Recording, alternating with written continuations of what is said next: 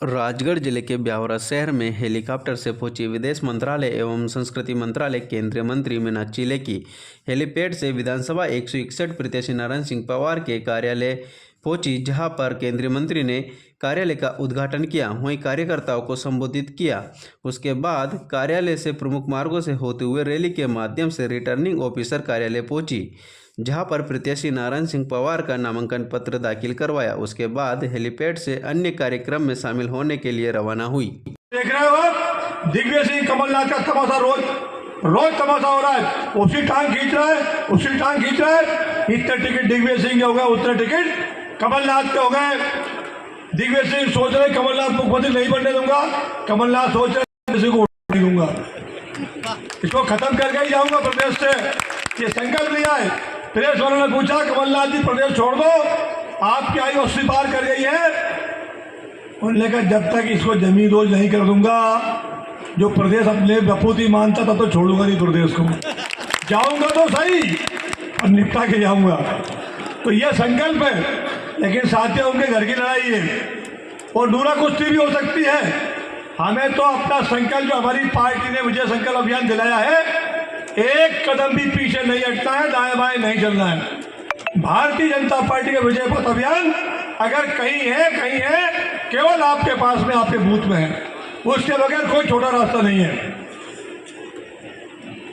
इतनी योजनाएं मध्य प्रदेश की सरकार ने, भारत सरकार ने दी है, कोई कोताही नहीं छोड़ी है। एक योजना को ही आप पकड़ लो, 100 योजना भूल जाओ, 100 योजना भूल जाओ। बूथ के सम्मेलन में जितनी भी लाडली बहनें हमारी, उनको जरूर बुलाओ, वही आपका बेड़ा पार कर देगी। ऐसी महत्वाकांक्षी योजना दुनिया में कहीं नहीं है। हमारे प्रदेश के मुखिया आदरणीय शिवराज सिंह जी ने जो चलाई है, कई प्रांतों के लोगों से जंग करने आ रहे हैं नेता लोग, वहां की सरकारें। मध्य प्रदेश कैसा मनोराज का क्या प्रभाव आ रहा है। ये खेल है, ये क्रिकेट का खेल जैसा है जो पूरी दुनिया देखती है। और हमारा क्रिकेट का ग्राउंड गुजरात में विश्व लेवल का ग्राउंड बना है। वहां से हमारे प्रधानमंत्री नरेंद्र मोदी जी भी खेलेंगे और मध्य प्रदेश में भी माननीय शिवराज सिंह जी कप्तान के रूप में, और हमारे नरेंद्र मोदी दिल्ली में केंद्र सरकार की भी सरकार बने, उसमें खेलेंगे। वहां से हमारे पास बल्ला भी है, बल्लाबाज भी है और बॉलर भी है। हमारे पास हम चौका भी मारेंगे, हम छक्का भी मारेंगे, हम बाउंड्री के पार जाएंगे। अरे 200 के पार तो जा जाएंगे, वह 400 के पार जाएंगे। पर ये आप लोगों की वजह से होगा,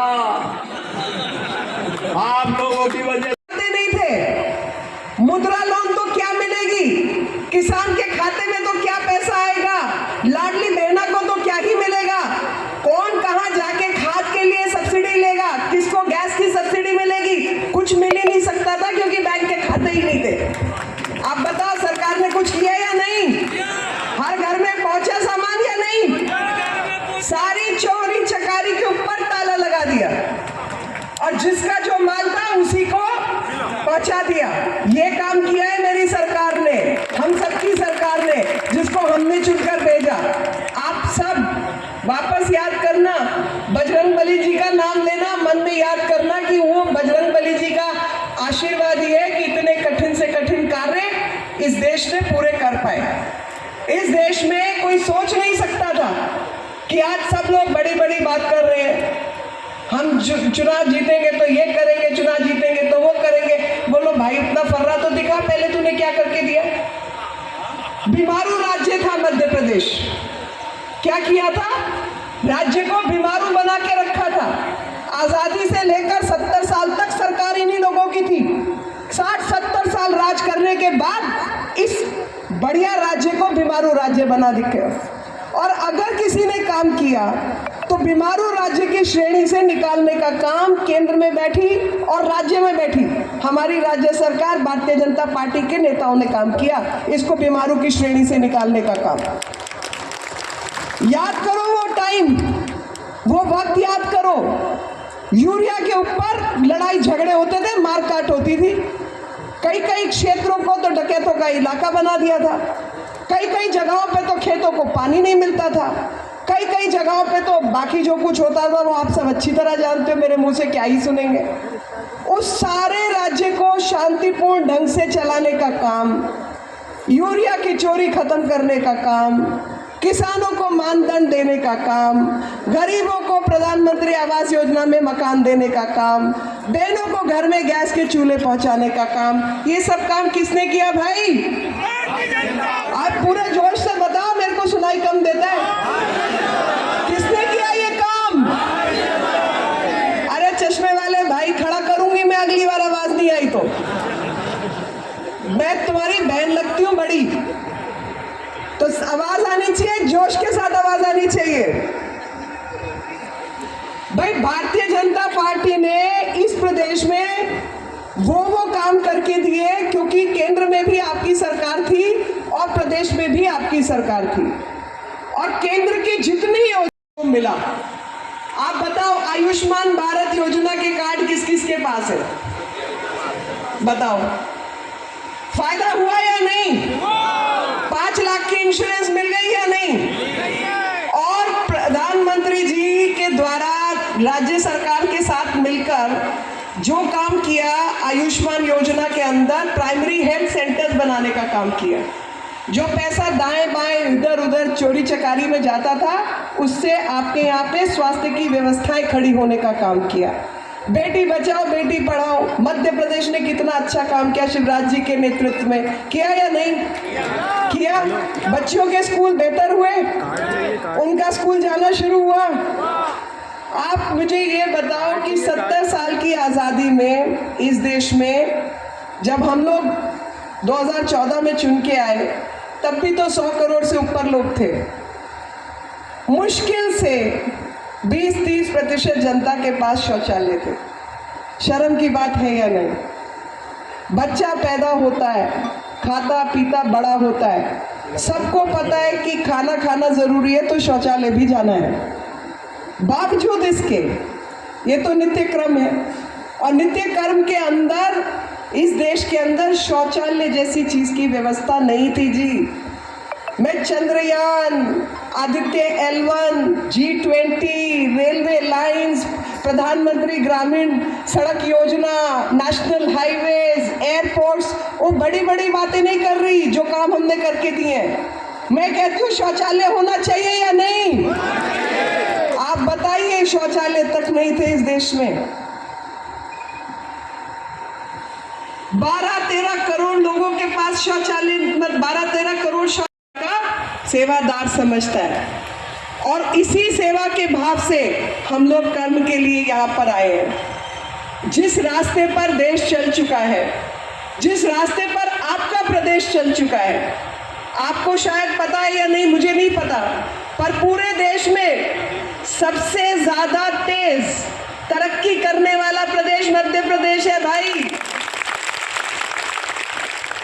अभी पीछे इन्वेस्टर समिट हुआ था, मध्य प्रदेश इन्वेस्टर समिट, 16-17 लाख करोड़ रुपया। कितना? 16-17 लाख। मैं तो गिनती रह जाऊं 000, उल्टी शुरू करूं, इकाई दहाई से शुरू करूं।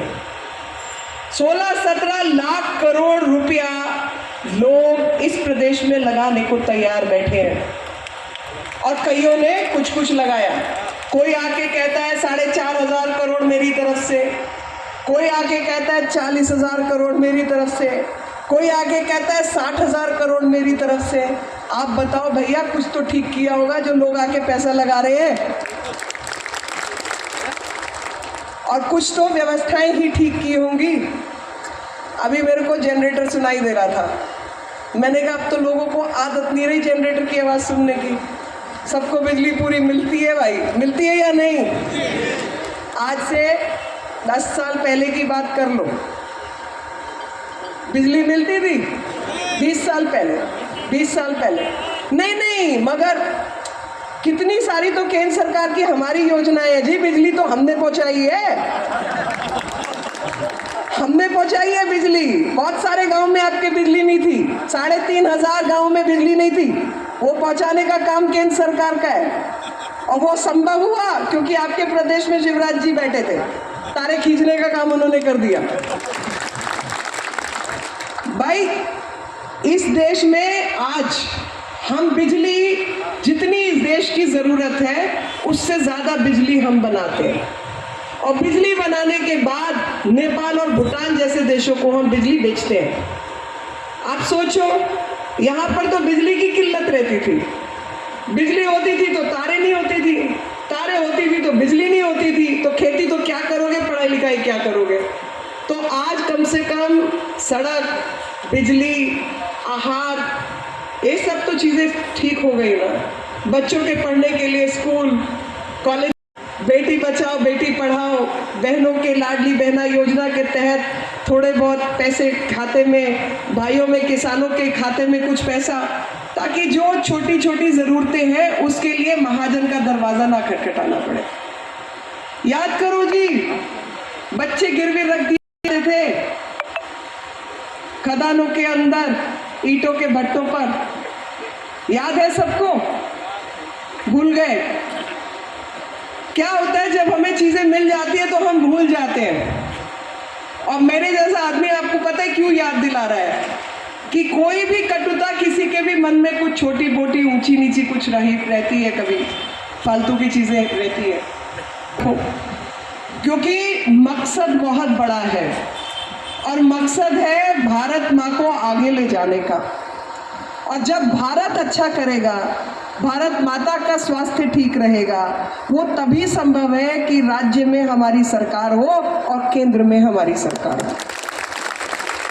नहीं तो जिस रास्ते पर हम चले हैं उस रास्ते के ऊपर पत्थर लगाने वाले बहुत मिल जाएंगे, जिन्होंने पहले देश को बेच खाया, एक के बाद एक घपला घोटाला किया, आसमान से लेकर पाताल तक, कहीं कोयला घोटाला, कहीं 2G स्पेक्ट्रम घोटाला, कहीं बफर्स घोटाला, पता नहीं क्या क्या घोटाला, अभी तो लिस्ट भी भूल गई है।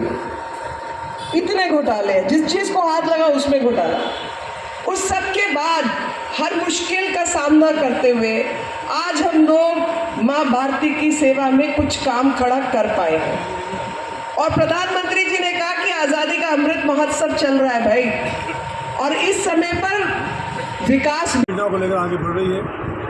हमारे पूर्वता पंडित दीनदयाल उपाध्याय का सपना था अंतिम व्यक्ति का होता है अंत्योदय, हर व्यक्ति के आखिरी पायदान उनके आँख के पास पहुँचना।